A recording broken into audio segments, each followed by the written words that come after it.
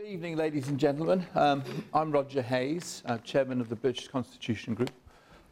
If you haven't heard of our organisation before, then essentially we came together in about the middle of 2008, and the purpose was to do something about what was going on.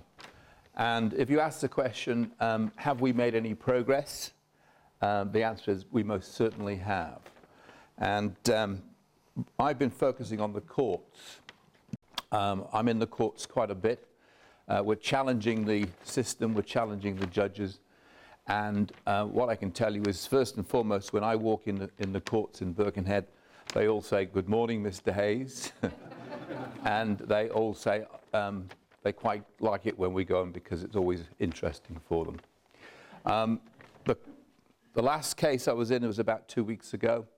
And as I walked in the court, the first thing is we don't get magistrates anymore, we get judges. And the first thing the judge said was, we said only one person in the court, right? They're actually having meetings before the court cases which we're involved in to decide how to handle us, okay? The courts all over the country have been told how to deal with us, right? They're scared of us. And the reason they're scared of it is because we have uncovered what they're doing, okay? They are breaking the law in our courts. And I'll give you a couple of examples how things have progressed. But essentially what we've uncovered is simply this, that our common law courts have been taken away from us, and we have got a system of administrative courts. Well, they're not even courts. It's a system of administration that's being forced upon us. And that means that when we go into courts, we are not able to actually defend ourselves using our court system, our system of justice. And essentially what that's about is our constitution has been ripped up and thrown out, okay? And that is the one thing that defends our freedoms and our liberties is our constitution. And we've got to fight for it, and we are fighting for it. And we are fighting so hard now that we are making an impact. As I say, that other colleagues who are working in the system around the country, we go into the courts, and as I say, that they have meetings beforehand, and what we have got feedback on is that the security of the courts are actually running the meetings beforehand, and the reason the security in the courts are being involved is because they're scared that we're going to arrest another judge. Yeah? And we will, but we will bide our time, okay? So we are pushing the agenda. We are driving them. They are not driving us at all, okay? Now, last week, it's almost amusing because what their courts now realize is that we're not scared of them. They're scared of us. And what we are sending a message is slowly but surely we're catching them out. Eventually, we'll be putting judges in jail. And these people are corrupt. They're running this system for their benefit, not our benefit. And we know it. We've caught them out, and we're progressing. Now, when I walked into the judge, into the court, the judge who was actually at the bench, I know him. He and I have sort of crossed swords before. And before I could open my mouth, he said, "I want 3 police officers in this court with handcuffs."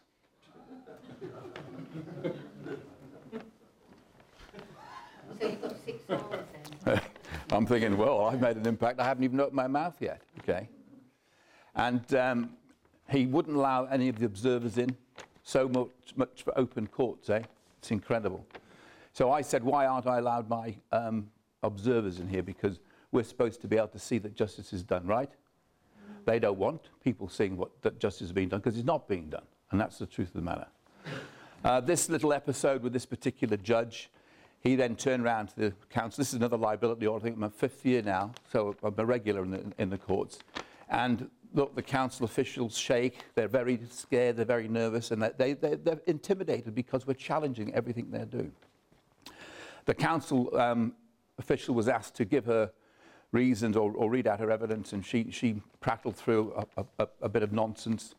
And then he turned around and he said to me, "You tell me why you're not going to pay your council tax. Tell me now." And I just turned around and said, "What's your name?" He don't like me. He doesn't like me at all. And he said, "They all know me here." I said, "What's your name and how do you spell it?" And he said, "It's Ableton." "And how do you spell it, sir?" A, B, E, L. A, B, E, L. It brings them down. It belittles them. It tells them we're not scared of them, and these are our courts. Okay, and we will have our laws back. Okay. I then said to the judge, "Are you acting under your oath of office today?" And he said, "Of course I am." And I brought my warrant from the Queen. Now, what made him bring his warrant from the Queen? Because we've been asking these people, "Are you acting under your oaths of office?" They're talking about it all over the country. The magistrates, the judges, the courts are all talking about us. Because we have moved this thing through, and we are dynamic in what we're doing in the courts. I said, "That's excellent, sir. That means this is a common law court." And he said, "Yes, of course it is." I said, "Well, that's excellent. That means all the rules apply for witnesses?" He said, "Yes, of course it does." "And do all the rules apply for evidence?" He said, "Yes, of course it does." I said, "Do all the rules apply with regards to proof of contract?" He said, "Yes, of course it does." And I said, "In that case, I'll cross-examine the counsel's witness on the stand under oath now." And he said, "No, you can't." At which point, he said to the police, "Get him out of here." So the police moved on me. I said, "Gentlemen, I'll go of my own volition." So I packed up my bags, my books, I walked out the court, and the police escorted me all the way through to the front of the court. And of course, I'm smiling because I anticipate this is exactly what's going to happen. We know the way it works. They don't want us in the courts finishing these court cases because they know we're right and they're wrong. Okay. When I got outside the courtroom, I said to the three police officers, three, "What's your names?" They wouldn't give me their names, so what are they scared of? I said, "Well, I'll take your numbers." So I took their numbers. We immediately went round to the pub, and we wrote up a document, and we drew up a summons to bring the judge back to the court to explain his action in the court. Right? So we actually laid a complaint about the judge. The next thing we did, I wrote a letter to the chief constable, and I laid a complaint against the three constables who'd actually removed me from the court because they had taken me out of my own court hearing for no lawful reason. So that's ongoing business. So we're actually now starting to complain about the police, and what's going to happen is the police are going to start saying, "That's a good question. Why did we take him out of the court?" Right? Because the police don't want complaints against themselves. It goes on their records. So the next time the judge says, "Take him out of the court," the police should be saying, "What for?" So we are having an impact. So within the week, I was in front of a magistrate, in fact, the clerks to the justices, explaining why the judge should be brought before the court and explain his actions, because he was acting unlawfully. He had no lawful reason to exclude me from my court hearing. The reason he wanted me out of there because he knew I was right and they were wrong. And that's a good lesson to all of us, okay? So they now know we're not scared of them. They now know that we've caught them out at what they're doing. So what we've got is a situation in this country where our common law courts have actually been removed, and we're fighting to get them back. All right, so that's the situation with regards to the court thing. Now, what I want to explain to you is actually what is happening with regards to the likes of council tax. It's not just council tax. We're uncovering the procedures they're going through with a lot of other things as well. But the reason I'm going to concentrate on the council tax is because I've made it my particular thing to get to the bottom of how this whole business is being orchestrated against us, how the system is working to oppress us. And I promise you this, we are being oppressed. It's subtle, it's slow, but it's definite. We are being oppressed. This is what should happen with council tax. If the council have a legitimate claim against anybody who they feel should be paying council, I'm not going to talk about the legal fiction tonight, okay, because obviously that's a different issue. How many people in this room have heard about the legal fiction? All right, so had I asked that question 3 years ago, nobody would have put a hand up. So it proves the point that's getting out there. And I think it's also very important that it's not circulating amongst the same people. It's spreading further afield. So what we're doing, we're talking, and it is getting out there. And this is an exponential curve. There's so many people know, and that curve goes up, and then it goes in a steep bank. I promise you, within 12 months, this thing is global already, but it's going to increase quite dramatically. To give you an example, somebody handed me this before, which I'd not seen earlier, but it's quite interesting. This is a report from Brussels, and it's the MEP Batten, who's the UKIP MEP, and he was asked to make comment about the riots in Egypt, and one of his comments is, all governments, even tyrannies, derive their power from the people. There's a parallel here with Britain, he added. Successive governments betrayed our people and surrendered rights to the EU. Under Magna Carta, the English have the right of lawful rebellion. Okay? Who's he got that from? Exactly. Okay. We are driving this forward. So that was an interesting point. All right, so what is actually happening vis-a-vis the council tax? How is the council going about collection, and what are they doing wrong? What they're supposed to do if they feel they've got a claim, the regulations require, this is the council tax administration and enforcement regulations of 1992 are quite clear that they must lay a complaint with the court. That requires that they go down and either, as I did, I went to the court and I laid my complaint. Now you can lay your complaint physically or verbally. Clearly in the case of the council, it would be a written submission to the court. So they must lay a complaint. Having laid the complaint, it should be viewed by a justice of the peace, who would then decide whether there is a valid case to answer, and the court would then issue a summons. That's the way it's supposed to work. The summons would then come out to the individual concerned, and they would then turn up at the court and actually either answer the charge or whatever. What's actually happening is this. The council do not go to the court and lay a complaint. They don't bother. They simply issue a summons. Now, the key point, of course, is that they themselves, the council, issue a summons. And what you'll find is they issue a summons on a piece of paper. In my case, the piece of paper reads, the Wirral Magistrates Court, and it's signed at the bottom by Norman Draper, who is the clerk to the justices for the Merseyside region. That piece of paper is produced by the council. It is not produced by the court. That is fraud.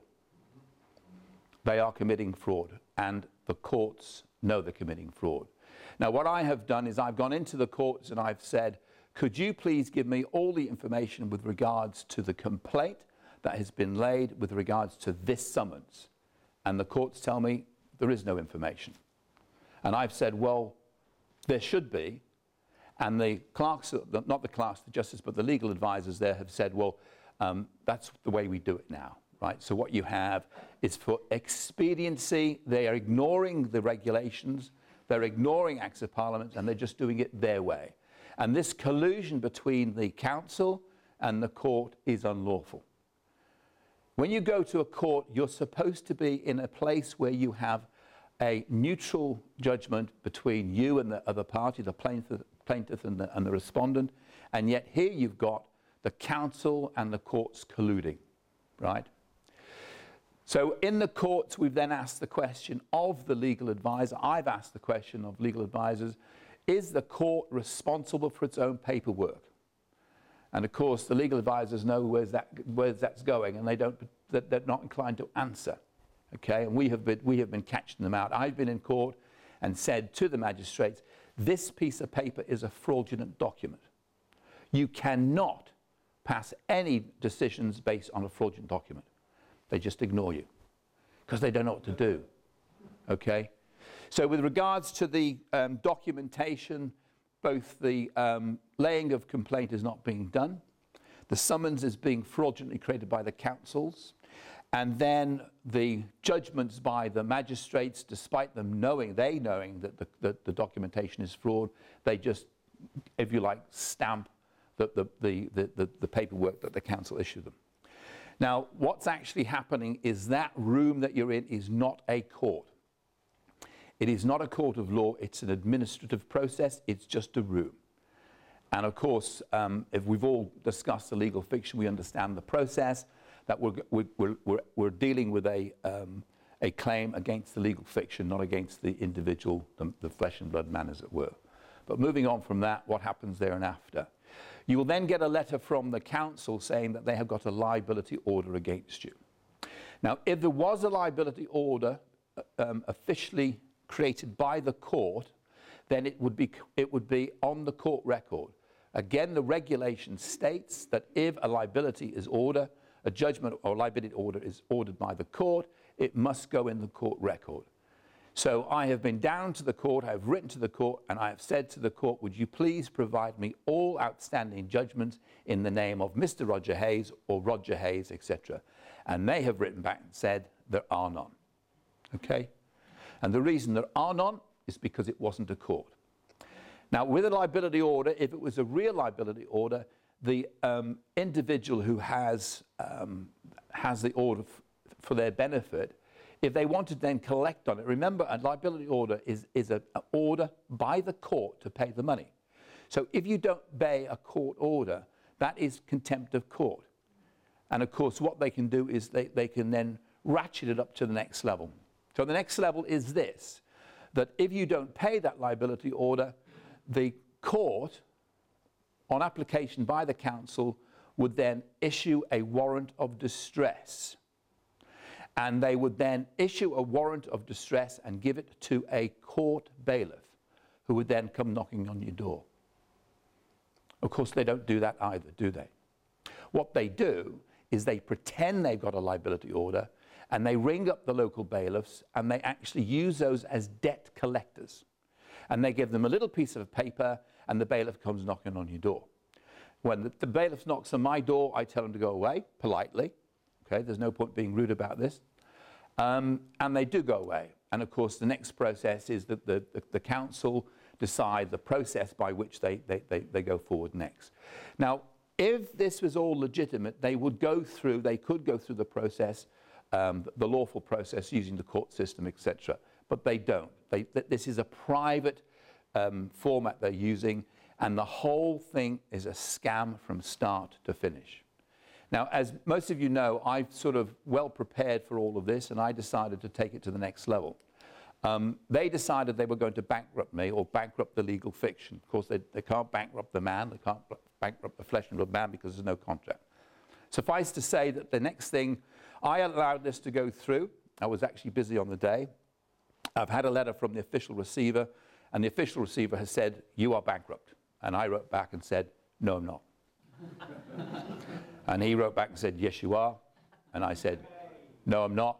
It's the legal fiction, Mr. Roger Hayes, that they bankrupt. Got nothing to do with me. And he wrote back and said, there is no such thing in fact or in law. So I wrote back with a copy of a dictionary with the definition of lawful, of the legal fiction. Yeah? And I said, yes, there is. You're wrong. I'm right. He said, get in here Friday at 9:30 so we cross-examine you. And I said, that's fine, but we're all equal in the eyes of the law. I will come in, I will have a tape recorder, and I have a witness.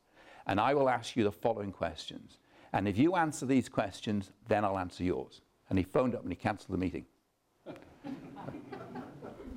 He's taking it to the High Court. So I'm going to be in the High Court on the 28th of October. And that's going to be an interesting day, because I'm not scared of the courts, and I'm going to be asking the court some very interesting questions. And the questions I'm going to be asking the court is, how is it that a judge can take a fraudulent document and determine that there is a liability order that doesn't exist, and to determine that a man or the legal fiction should be made bankrupt on lies and deceit in the courts? I would like them to explain that. Do you know what? They won't answer the question, will they? Do you know why? Because they know that we're right and they're wrong. So that's the process that we're up to now. Okay, we're challenging the courts. We've uncovered the fact that we have got a system of Roman law that's been introduced in the country, and our position is to spread the word, to tell people what's going on in the courts, And an interesting thing I believe that's happening is that the courts themselves are starting to say the people who work in the courts don't or haven't previously fully understood what's going on. And now that we're exposing them, they must be saying to themselves, well, why are we doing it this way? Why don't we do it the right way? Okay, so there's a very good question. If they're able to do it the right way, why don't they do it the right way? What's going on here? Well, I'll tell you what I think is going on here. When they supposedly have the liability order, right, it's not in the book, but when you're paying the money to the council, there's no record through the courts. Do you know what I think is going on? I think we've got money laundering going on here. I think they're stealing our money, okay? And so we're going to be investigating this key point and finding out where the money's going. And I'll tell you what, they're going to get more and more concerned because every time we scratch a bit, we find something out. It's funny, you know, my instincts, every time I've had an instinct for something, I've got so close to the reality, that's when they start getting nervous, and we actually start to uncover more and more. I would like to make a bet here and now that we're going to uncover the fact that these people are thieves and they're stealing our money, right? And we're going to get them, and we're going to put them in prison, okay?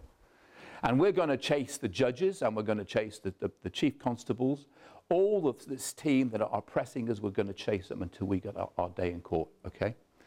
All right, moving on from that, how many people in this room have heard about the Lawful Bank?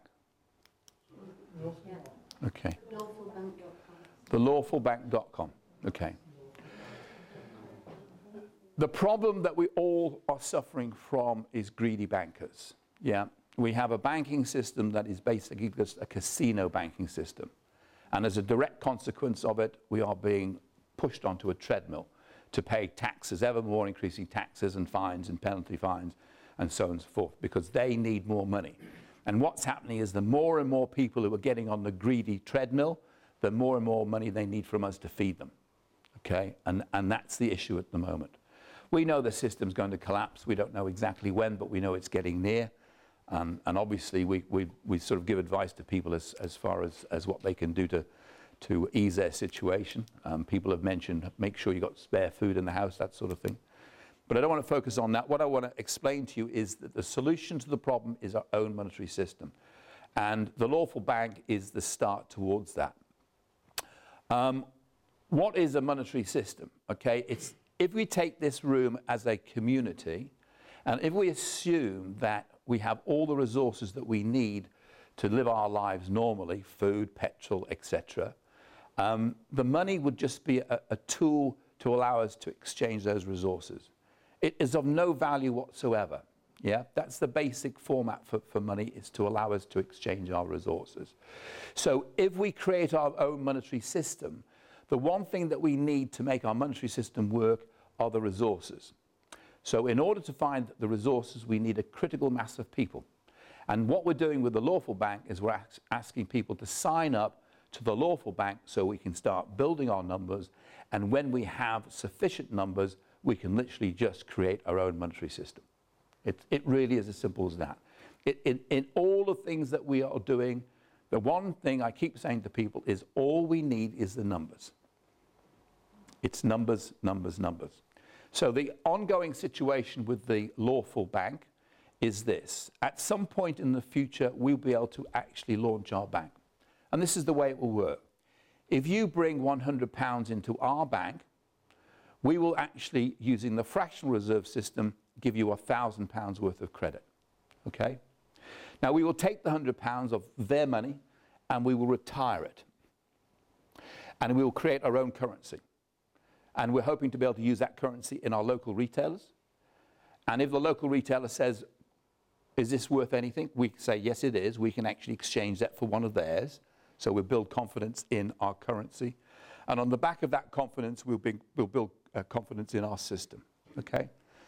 The reason we're using fractional reserve banking is because any system of currency, in order to work, it needs liquidity. So you bring £100 in, we will create £1,000 worth of credit, and that puts positive liquidity into the system. Now, can you do that? That's what they do, okay? The difference between what we will be doing versus what they do, when they create the liquidity out of using fractional reserve banking, they take control of the money and they lend it out. And that's where their wealth is being created on the back of interest. What we do is we give it to you, okay? So we will actually create the liquidity and that will be yours to use. Now, what's the point of liquidity if you can't spend it? And that's the key point, isn't it? The secret is to be able to spend that liquidity. So what we're going to do is we're going to set up escrow accounts for the gas companies, the electricity companies, the water companies, and the council tax. Yeah? So when you get your council tax bill or your electricity bill or your water bill or your gas bill, you'll be able to pay those through the escrow account and settle that bill. And when they say to you, well, you haven't paid your bill, you can say, well, yes, I have. Here's my bank statement, says so. And they're going to say, well, hang on a minute, that money's just been created out of nothing.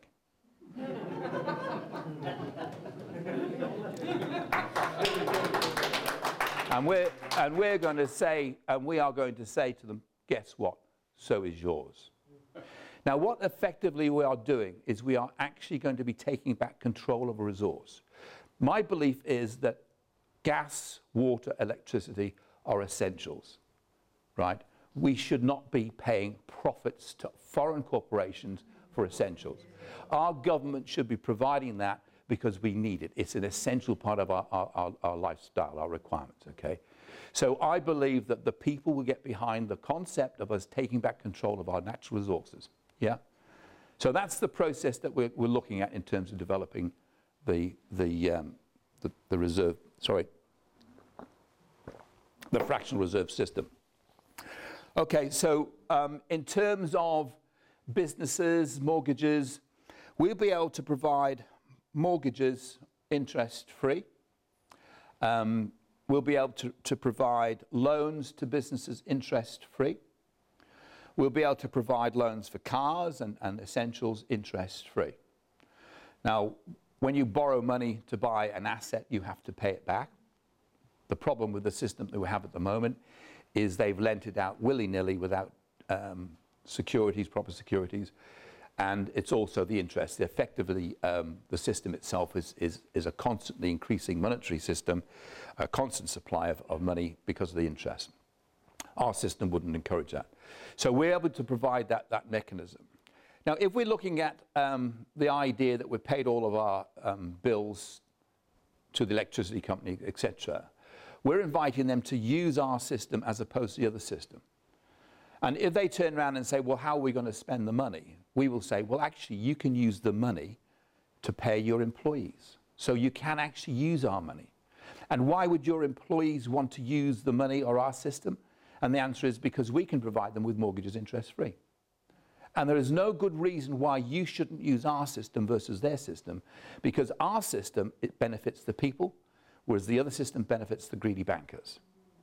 Now, can you imagine the word going round about our new system, our new banking system, and the benefits that it's giving to the people?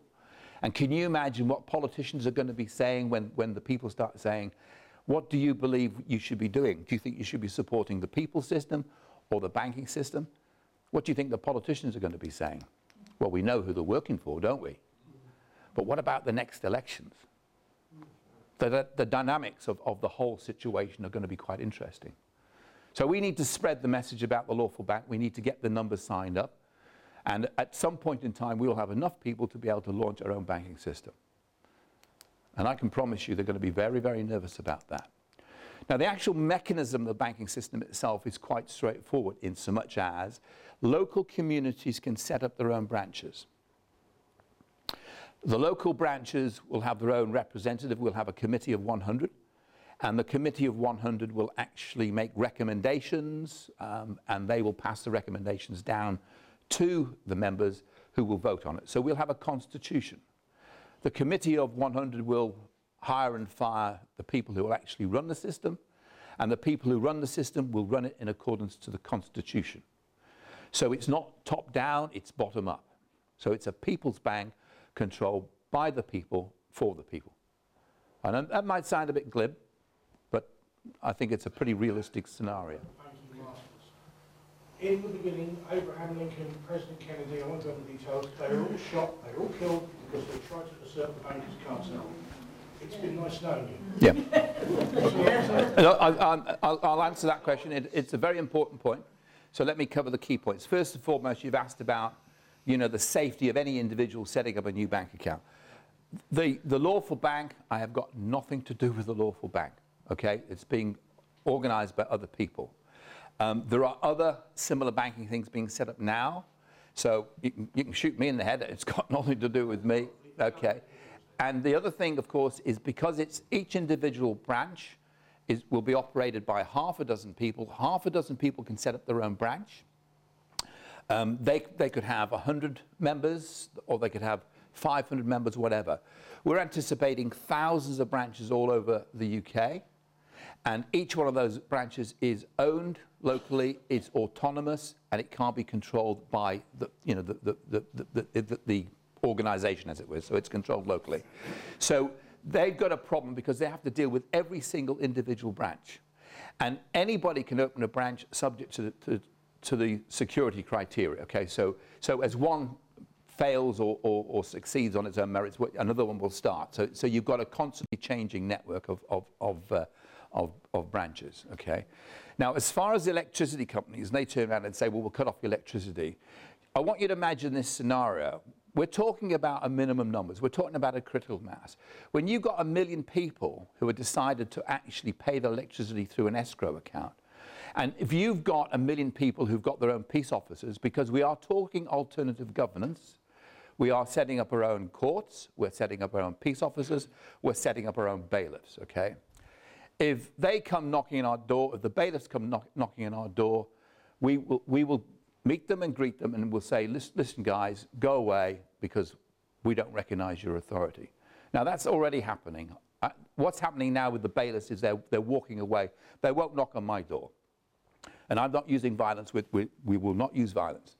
We use the logic of what we're doing, which is the rule of law, to impose upon them the facts that they have no right, these foreign companies have no rights to our resources. Now, the logic of bailiffs, they've got gas spills, they've got mortgages. I believe that we can impress upon them that what we're doing is for everyone's benefit, okay? We're also prepared to defend anyone in the courts if the electricity company want to, and remember, they've got to take it to court. They can't just switch your gas or electricity off. And by the way, it's against your human rights as well. We will defend, we'll have our own system of defense, lawyers, call them what you will, to defend. But the other key point about it is we will see them in the courts, but we will see them in our courts, common law courts, right? Because we know that the system of courts they've got in place at the moment are not lawful. So we challenge them at every angle, okay? But remember, this is about numbers. And there's 1 million people all doing the same thing. We will close their system down. Why wouldn't they use our system with all the benefits entailed? Again, the logic is that they potentially will do so. All right, well, I think that sort of covers most of the general gist of what the Lawful Bank is all about. Are there any questions about either the court situation or the Lawful Bank concept? Sorry, I didn't really understand the concept of an escrow account. All right, well, what an escrow account is that once you've paid the money out of your account, it goes into an escrow account. It's available for that company to use, subject to the terms and conditions that you attach to it, right? And what we would do is we would simply say that those companies can use that money simply just by signing up to the system. It's available to them. What we can say is that you no longer have the money. You can legitimize your claim that you've paid it because you have a documentation that proves you paid that money, and we can actually confirm it because our banking system will say, well, that's actually right. The money is available in this account for you. Yeah. Steve, go. Isn't there some kind of similarity between the Lawful Bank and, well, to me, what you spoke about, there's a definite similarity to credit unions? Yeah. Yeah. The difference, credit unions do not use fractional reserve banking. The benefit of fractional reserve banking with no interest and with secure loans is it pumps positive liquidity into the system. So our system would have positive liquidity, and their system would be a debt-based system. And you've got to imagine this, that people are going to say, well, hang on a minute, what did you say then? If I take £100 from that bank and put it into your bank, you're going to give me £1,000 worth of credit? What's going to happen?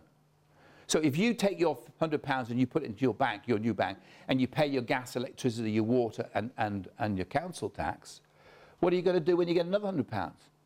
Where are you going to put it? And bearing in mind that we're able to provide you with loans for cars, mortgages, interest-free, people are going to say, well, this sounds to be a pretty good system here. And the first thing people are going to say is, hang on, how does that work? Why don't they do it? And we're going to say it's because they're greedy. And that bank system is for the bankers. This bank system is for the people.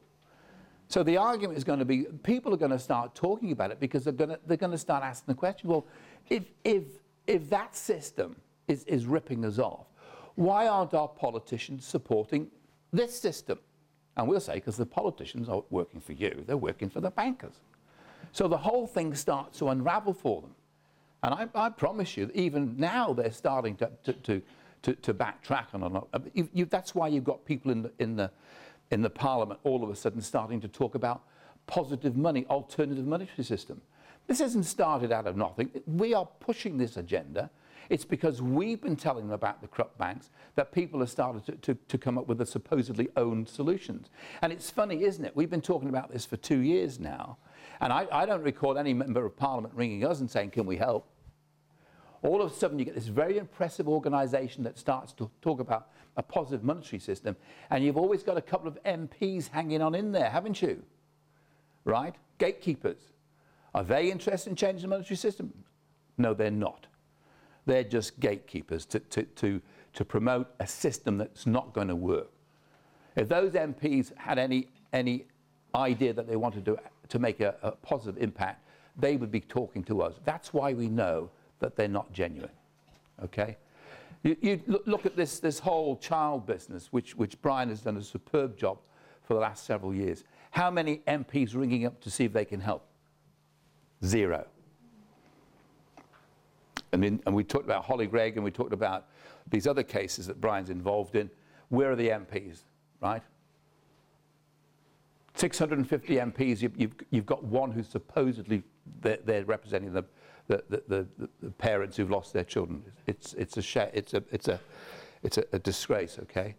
Sir? Roger, every time I click onto the computer, every time I put the television on, and every time I look at the paper, the whole world is corrupt. Yeah. You and I are probably the only 2 honest people on this planet. So, I'm going to deposit £100 in your bank. Yeah. How can I trust you with it? Okay. The money itself is retired. It's not spent. It's not lent out. It's actually retired. Where it goes, I'm not going to tell you for security reasons. Okay. But what we can assure you is we can guarantee its safety, and we can confirm its safety.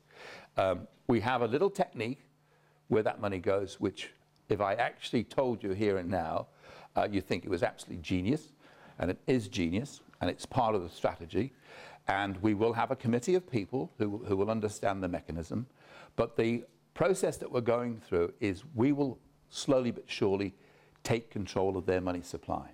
Okay, that's all I need to tell you. So we'll have branches all over the country.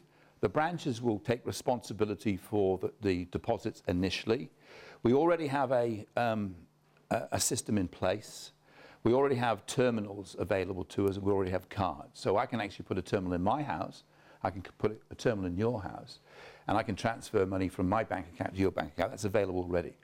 You, as a local branch, could therefore give cash to your customers, and I could give cash to my customers, and your customers could send money to my customers, and we could provide the cash. So we can source it. Now, the money that's retired, for cash flow, for people who want to get cash flow, they will go to a local retailer who have a terminal. And so we'll be relying on the floats of local retailers. The local retailers will earn £1 for every deposit. So if you go in and you deposit £20, they will be paid a £1 fee. If you deposit £100, it'll be a £1 fee or £1,000. So the retailers will be earning money. The retailers will probably earn about £50 a week for offering the services. We're relying on their float for the cash to go in and out, okay? So the retailers are initially responsible for the cash on deposits and providing the actual cash payouts. The local branches will oversee the retailers, and then the actual money, the large chunks of money won't be in one particular place. They'll be distributed at different locations, okay? So that's as much as I can tell you about the money, but it will be safe. But there's another important point, is we retire their money and we bring our own money out. Yeah, and I think I mentioned that before, so we're actually releasing our own. But you said earlier on that my money is not going to gain any interest. Okay, if you deposit money in our bank account, you can lend that money to other members, and they will pay you interest. But the bank does not earn interest. The bank will earn a fee. So if I have a branch and I facilitate a loan to you, either the credit to buy something or cash from somewhere else. For example, if I'm going to get a mortgage, the fee is 10%. So I've got to come up with £10,000 of cash, yeah, real cash. I call it real cash from their system. And you would then, if you were borrowing that money, if you're borrowing 100,000 for a loan, and you didn't have that £10,000, then you can borrow it from another member, and they can earn interest. So you can earn interest, and you pay interest to other members, but not the bank. The bank just takes a fee. Okay, does that make sense? So effectively what you have is you get an interest-free mortgage from the bank itself, but in order to secure that mortgage, you need to pay a fee of 10%. That fee of 10% comes from their system, and if you don't have the 10%, you can borrow it from a member within our system, and that's where members can actually earn interest on their money. I'll talk to you later. I'll explain it in greater detail if I miss it right. Go on. Well, I'm assuming that the money you're going to use will be pounds sterling? Yeah, we use pound sterling initially, and then we retire it and replace it with our own currency, which would be, well, whether you call it sovereign pounds or give it another name, but yes, it's the equivalent of pound sterling, but it would be different in terms of its design. But it equates to, it has equal value. Space have we got on the coinage? Good question. Would there be any immunity? We all know that the euro's going to go down before long. Yeah. The pound will probably, well, the dollar definitely will follow it. Yeah. And the pound will follow it down the plug not long afterwards. Yeah, because it's a debt-based currency. Ours is a positive liquidity. Everybody in our system will have cash in the bank, right? So you ask the question, which system are they going to use? Are they going to use a system in which they owe money, or they're going to use our system in which they got credit? So there's going to be a natural transfer from their system to our system. It's not an action that happens on one day. It's a process, and that process happens when we got enough people signed up to the Lawful Bank or to other banks. Okay. So the question I've got is that if their pounds become worthless, yeah, does that mean that your pounds will become worthless? No, because because everybody's going to need a means of exchange. Yeah, and if you've got money in the bank, you've got something to exchange. Okay, but if their system is based on debt and it collapses, there is no money. Right. Okay, so you've got a negative situation with their system. Hey? You're selling the infrastructure. Yes, that's all it is. Yeah, exactly. So go on. Is it realistic to expect, if this is successful, which I believe it will be, that it will bankrupt the Bank of England? I'm not going to answer that question. I think... What will Nathan May Rothschilds do? Yeah. Well, you know, there are certain areas which I don't really want to get into. The bottom line is that we're going to have a system in which everybody who's a member of our system is going to have a positive bank balance. Yeah, we're going to have positive liquidity. If their system fails, don't blame me. Okay, it's not my fault. I didn't set that system up. We're just talking about an alternative system that has benefits for the people. If they want to do something decent, how about them create their system that benefits the people and not greedy bankers? Okay. Sir? Yes, I'd just like to clarify, if I may, on the last time you made, just to clarify one or two points. First of all, this gentleman in front has actually answered one of the two questions I was going to ask. you will be adopting British sterling system currency available at the moment. Yes, So that, okay. yeah. The main question I was going to ask is, if you're going to set up a series of independent banks called the Lawful Bank, would you not have to come under the auspices of any regulatory body like the Financial Services Authority? You would have to impose certain terms and conditions. It would be, I would suggest, you would have to have, shall we say, a liquidity of money and assets which you've already acquired. The basic amount, which would say stockpile of money, which you'd have to have as a minimum amount to make sure you obviously getting financial difficulty. Where would that money come from, then, right at the very start? If I was to invest or deposit £100 and say you'll be able to give back £1,000, where would that £1,000 come from initially? Okay, this is why it's important to understand what money is. That with the point in time that we launch our bank is when we have the members, the critical mass of members that can bring to the system the resources. Okay, now that's the first point. That's a very important point because we are expecting members to trade with each other using the currency that we create. The idea of bringing £100 from their system to our system is that will give us the initial cash flow which we can use in the shops. Okay, so it gives us cash in our pockets. Now their system has 3% of cash available. Our system will have 10%. Yeah, so the £1,000 is positive liquidity. It's only, its function is to allow us to exchange between us, okay? That's the important thing. So when you say where does it come from, it literally is created from nothing in exactly the same way as they create money from nothing. Because the purpose of money is just to provide a mechanism by which we can start to trade with each other, yeah? So it's the resources that are important, not the money. The money has no real value. It's only the resources, yeah? And I do understand that this whole concept takes a bit of getting round to. People say, where does the money come from? And when you say, well, it comes from, literally you create it from nothing because it's only there to meet the trade of resources. I'll give you an example. I mean, if I knit woolen sweaters, right, over the winter, I'll be selling them. But over the summer, I won't, okay? So during the summer, when I want to buy my lettuce, I'm going to be giving IOUs to people. So an IOU is money.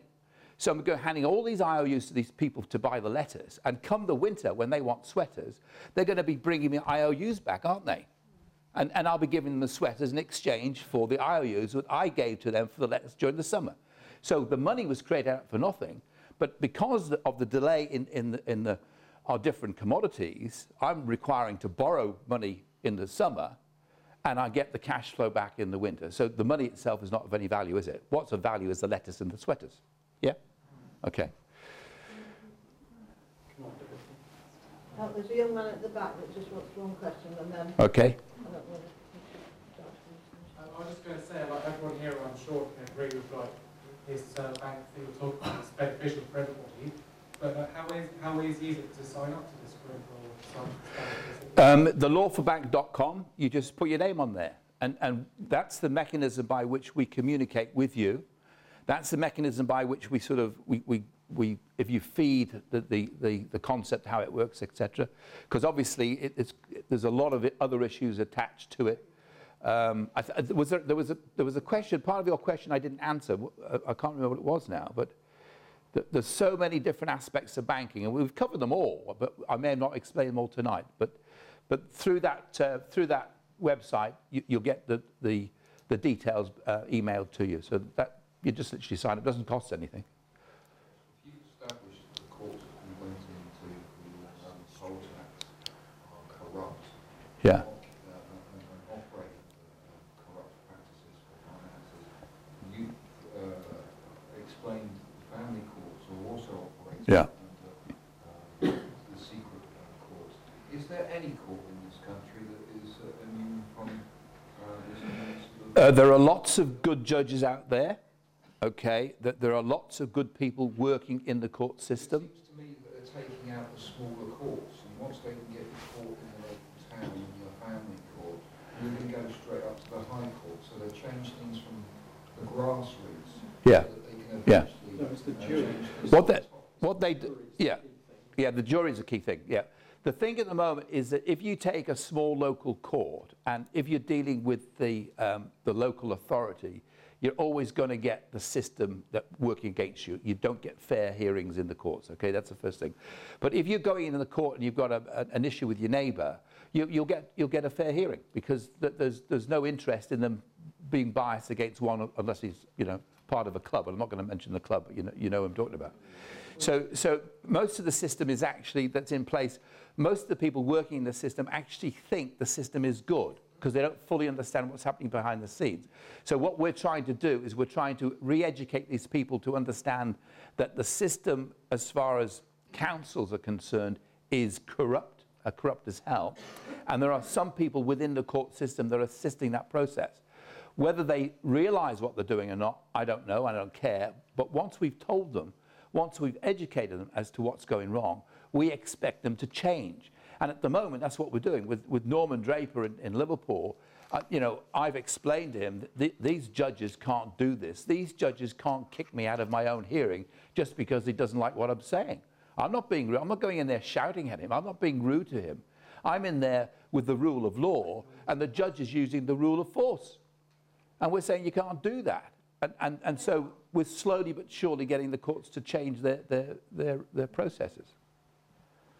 But what about, you were just mentioning the judges that are honourable, and that certain, you know, parts of the judiciary are functioning in an honourable way. How come they're allowing? Because they're not strong enough. They are scared as well. Yeah, and the problem, they're looking after their pensions, and the bottom line is they're waiting for us to do something. So it's all very well us saying to the good judges, why aren't you doing something? Because they're probably saying, well, why aren't you doing something? There are courts. The judges are supposed to be delivering justice to us, and they're not. So it's up to us to do something, and that's what these meetings are all about. We need to get off our bottoms, and actually, if we want to protect our constitution and the rule of law, that's what our job is. One nail you just hit on the head is we need to do it. We may as well forget our MPs, because they're not interested. I agree. They Yeah. will never throw the dirt at the Look, I'm absolutely 100% behind you, Steve. The bottom line is, I've said this for a long, long time, forget the members of Parliament. They're useless, right? We do it ourselves. That's why we create alternative governance. That's why we stop paying the council tax. And anyone here, I mean, if you are paying your council tax, I suggest to you stop paying it, go into the court. I'm happy to talk to people to tell you what you do. You take it as far as you need to do. You can keep them going for about, 12 months.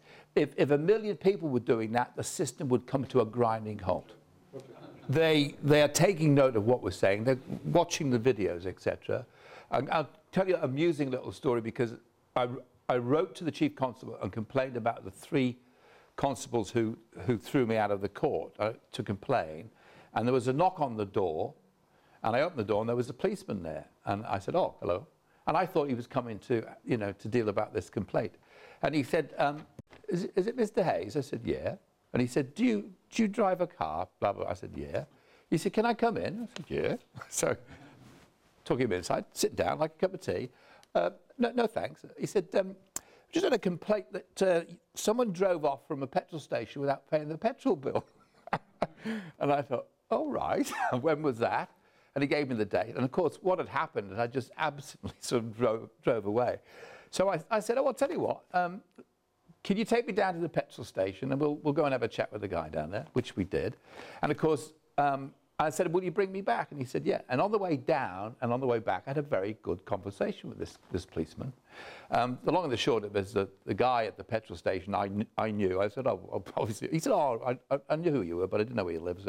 So I paid him and finished the conversation with the policeman. But I said to the policeman, he said to me, are you the guy that was at that Birkenhead thing? And I said, yeah. I said, were you there? He said, oh, yeah, I was there. And I said, do you know what it was all about? And he said, yeah. I said, what was it about? He said, Lawful Rebellion. I said, do your other colleagues know what it's all about? He said, oh, they're all talking about it. Okay. So he was very friendly, very chatty, very nice. They're not all like that. But amongst the police, and I said, look, you guys, we want you guys on board. We're not against the police, but we need you guys to understand what's going on. And clearly they're starting to wake up, aren't they? And if the police are talking about it, the courts are talking about it, who isn't talking about it? And remember this very important point is that when we walk into the court, who are nervous? Who are the ones who are scared of who? We're not scared of the judges, they're scared of us. So this thing is moving ahead quite rapidly now. I'm looking at the time. Oh, right. That's, yeah. It's not my only tie, I do have another one, yeah. This is important. In fact, can you get this on camera as well? Because I think this is important. The first Constitutional Conference on the 22nd of October is probably one of the most important conferences we're ever going to have, okay? Because what we're going to reveal in the morning is vital to taking the message to the next level. So we are moving to the next level. We have spent 2 years finding out what it's all about. We have now got the proof, we have got the evidence, and we're going to expose it, okay? That means that the members of Parliament, the judges, and the chief police constables are not going to be able to deny anything. And then we're going to say to them, what are you going to do about it? We're going to issue a declaration, which is a challenge for them to join us or end up in prison, okay? And then we're following that through with the conference on the 5th of November, and that conference is, we've told you what the problem is, we've proven to you what the problem is, now you can't say that you don't know. Now get yourself to the conference on the 5th of November and demonstrate to the people that you are on our sides. That's the point. If you're going to be on our side, fantastic. We will issue amnesties for all those people, and if they're not going to be on the people's side, then we're going to put them in prison, okay? Enough said. Come to the conference